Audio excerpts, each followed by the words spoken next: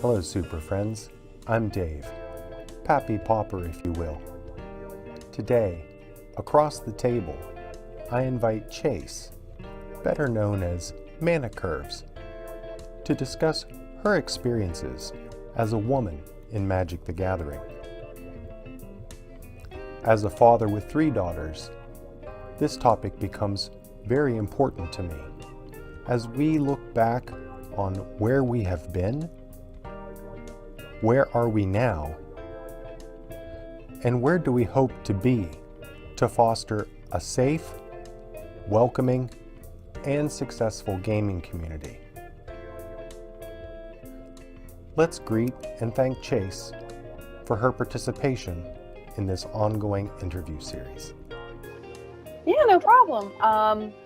My name is Chase. I am from North Carolina. I've been playing Magic for a little over 3 years right now. And my favorite formats are EDH and Pauper, but I am working on getting into Modern and Standard right now as well. What first drew you into playing Magic the Gathering? Well, actually, I met my ex, and he has been playing for a long time, about 18 years, and he was playing the game one night in our like communal sort of room in our dorm. And he did this combo, and I was just like, okay, that's kind of interesting. So I made him take me to Walmart because our LGS was closed that late at night at the time. And so he took me to Walmart, and we grabbed some booster packs, random booster packs. And then we went to Olive Garden, and I opened the booster packs at Olive Garden because I didn't want to wait until we got home. What did you get? What was your best card? My first card I ever pulled was actually the Flip Nissa, Oh, which okay. was like Yeah. pretty nice. Yeah. And then the second Yeah. card was a Felidar Sovereign. Well, after you started the initial peak interest of Magic the Gathering, what keeps you motivated to keep coming back? I would have to say the community. The community plays a really big part of it for me. When I first started playing, I became very heavily involved with my LGS up in Asheville. And that place was kind of where my love for the game flourished, is just with the friends that I met there and played with. Without them, my love for the game wouldn't be as strong as it was right now. Like a lot of even now where I'm currently at, I have a different LGS, and I was afraid that I wasn't going to find the kind of connection and community that I originally had in undergrad. And I'm just loving it. I have great roots at my LGS right now, made great, amazing connections, and met some wonderful women there who we actually have a group chat. And we talk all the time, and it's just a really good like connection. And I think the community is what keeps me so invested in the game. A lot of people talk about community, and as you have, Mm-hmm. what in your mind is a community? What is a healthy and strong community? I think it's individuals who have differing opinions, but at the same time are respectful of that and of each other. And that I feel like the community is a kind place and a safe place, but also a place that where we can challenge each other. Like regardless of the topic, be it magic or be it in the game while we're playing, or be it sort of opinions about anything. And I think like that's kind of what makes the community is because it's just so endless what you can talk about with each other and one another. Like it's just there's so many factions within it, and I think that's what makes it so special. Question: in your gaming experience, Mm-hmm. of what are you most proud or satisfied? I really like this question. I feel like what makes you proud can be very different. It can range amongst any person that you ask. For me, I think the proudest moment I had, just overall, and it might seem like a very insignificant moment to some people, but to me it meant a lot, was when I first started out playing. I was like very early on, like maybe a year in, like a year and a half, and I played Kaladesh pre-release, and I won that pre-release. And to me, that I was just so excited because I wasn't so involved in the community yet. And for me, being a girl playing Magic at a store where originally my opponent was very rude to me, like a pre-release before. And that was because I was so new and I didn't know what he was talking about. And to have him face him against in the final round and win felt like I was just on top of the world. It really meant a lot to me to like cash in at that pre-release. I don't remember my exact actual like scoring on it, but I know that I ended up walking away with 8 prize packs. Well, I was supposed to walk away with 8 prize packs, but that's a different story. Oh, congratulations. Yeah. You'd mentioned about your previous opponents being rude. Can you talk to that? Well, it was around, I think it was actually at my first pre-release, which was Shadows over Innistrad. And I played against him very early on in the pre-release. And I saw he had like tattoos on his arms. And I was like, oh, he had like a Phyrexian symbol like right there. And I was like, I really like your Phyrexian symbol. It's really cool. And then he was like, oh, if you like that, you're going to like this. And he like lifted up his shirt and he showed me like this blotch. And I was like, oh, that's really cool. He goes, you don't know what it is, do you? And I was like, no, I don't. And he goes, oh yeah, like figures you don't really know anything about Magic, do you? You must be like very new. And I just didn't really appreciate that. And it turns out that was supposed to be a tattoo of like Tarmogoyf, but it didn't really look like Tarmogoyf to me. Looking at other people and how they present themselves, do you have a role model or someone to whom you look up to? I feel like in the Magic community, it's very weird because I look up to a lot of different people, not just one specific person. I just feel like specifically within Magic, I just look to all of my, like fellow women who play. I feel like there's just such a strong camaraderie with each other. I can't speak. And because some of us have similar experiences and similar stories to tell, others don't, and others have things that I haven't experienced before. And I feel like we kind of lean on each other with that.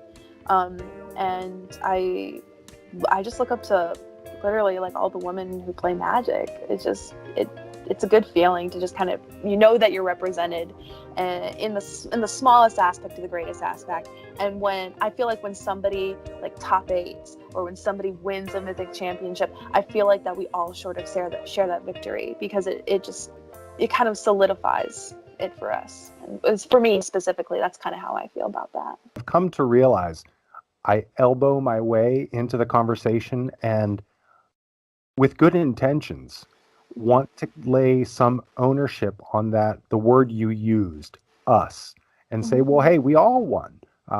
That's us. And I've learned to kind of step back a little bit myself and realize that when somebody says that's us, that doesn't necessarily exclude me. To say that I'm a part of that victory and I'm a part of that,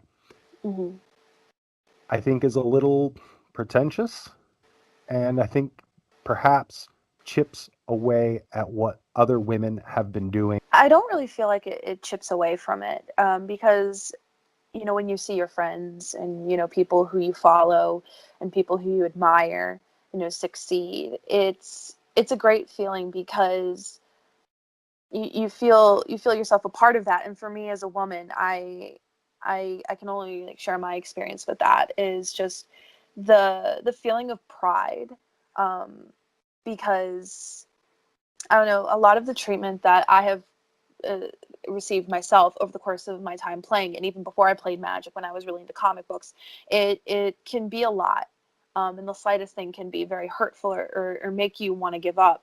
And so I feel like it's a shared victory for the community, because the community is such a wonderful place. And because the community is, for the most part, such a fantastic place. It's very open, very kind to one another, where you can go and you can just kind of shout into the void how you're feeling or your victories, and everybody will rejoice with you because you have that connection.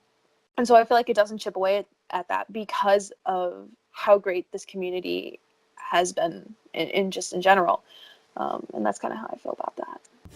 But there are lots of different challenges And I started to formulate when planning this interview and courting potential invites.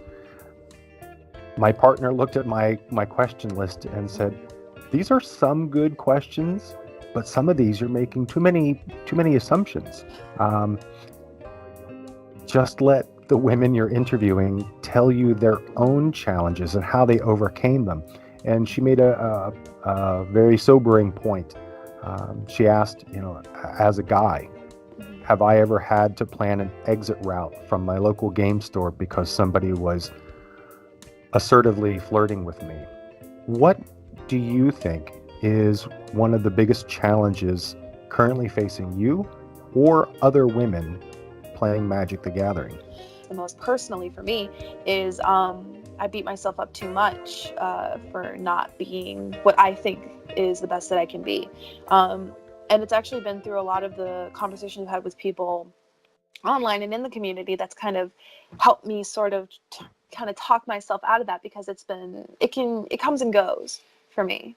But in regards to women as a whole in the community, some experiences can just be, negative things that are said to you at the card shop, or, having, people like follow you. Like that's something that I face personally, is like people following me around, people preventing me from leaving the counter when I worked at an LGS, people following me to my car at night when I'm leaving my LGS. It can be stuff like that, Wow. or very awkward messages on Facebook too that I've received from people at my LGS. And those are just some of like the surface issues that I face past, what I internalized to myself. Imagine that you held some specific influence at Wizards of the Coast or Hasbro. Mm-hmm. What would you do to empower a safe, welcoming, and successful experience for more women in Magic the Gathering? I thought about this a lot, and it's kind of all over the place. But again, it kind of ties back into taking claims made by women a lot more seriously. Um, you know, just with how negative things can be in the community, it's very rare for that to happen. There's infinitely far more greatness in in this game than there is negativity, but there is still some negativity. And one of the things that I wanted to implement would be, if I was, just taking these claims more seriously instead of waiting like 2-3 weeks. Acting acting instantly. Proving these people right, or maybe not. But at the same time, I feel like it's just very important to take these claims seriously. Taking these claims seriously and immediately acting on it is something that I would do it, because stuff like that really means a lot to me. Have judge be sort of like mandated reporters for stuff like that. If they see something happen at an event or Magic Fest or Mythic Championship and they see that, they report on it. Just because you know who the pairings are at each event, just reporting on things that you see, or even just having judges be individuals where you can go to and you can say, hey, this happened to me. What do I do? Because there have been instances where things have happened to me and I thought I couldn't do anything. And then I'm some odd years later, older, and I realized I could have done so much more. And I think providing that knowledge or having those individuals be present and open to help would also be a great way to implement that. In the future, this whole interview series is kind of like a time capsule that my daughters and my boy can even kind of look back on and see, wow, that was a problem way back when. Um, could you fill in the blank, Chase, with Mm-hmm. here in the future, I am happy blank is no longer a problem for women in Magic the Gathering? A lot of a lot of things can be put in that blank spot, honestly. Um, um, one word that comes to mind specifically is respect. Like the equal treatment, it comes to mind. And just in that realm, taking women who play the game seriously, taking non-binary individuals that play the game seriously, respecting gender and respecting, their gender identity. And that's just one way to kind of start it. The steps to take towards that, it's a lot of steps, I feel. You could start anywhere, cracking down harder on harassment, both at the tournament level and the local game store level.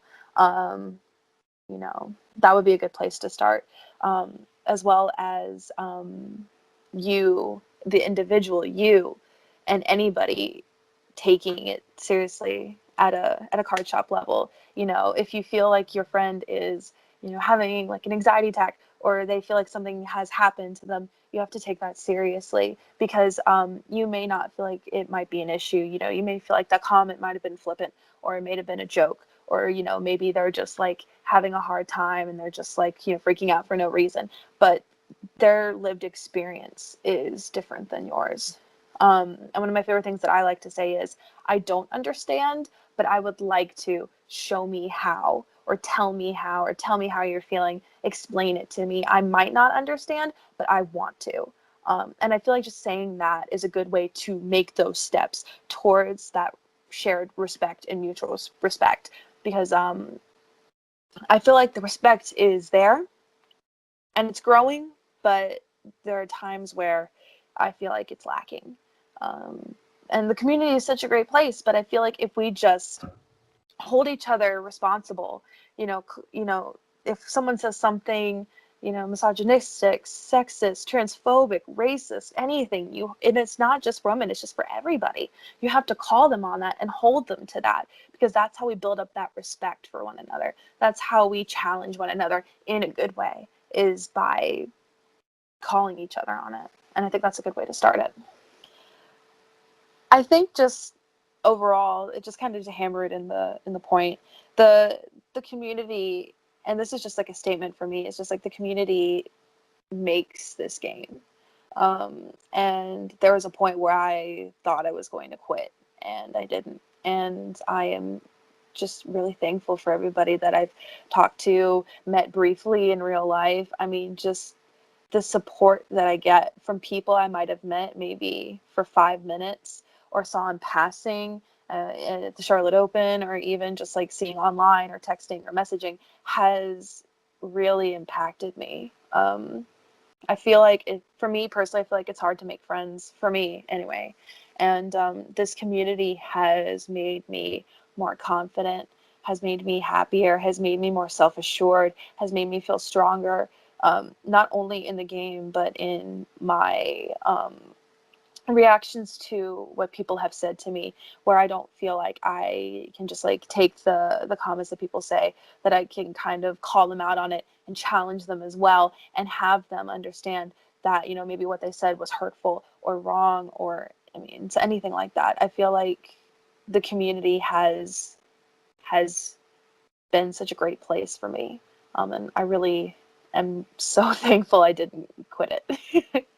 It's going to take, I'll be real here. It's going to take me some time to kind of process our conversation, Mm-hmm. and plan for the future. But you've already given me some good ideas. You've supported ideas that I have had. Mm-hmm. And through it all, I hope to be a better player, Mm-hmm. and a better dad. So for that, I thank you.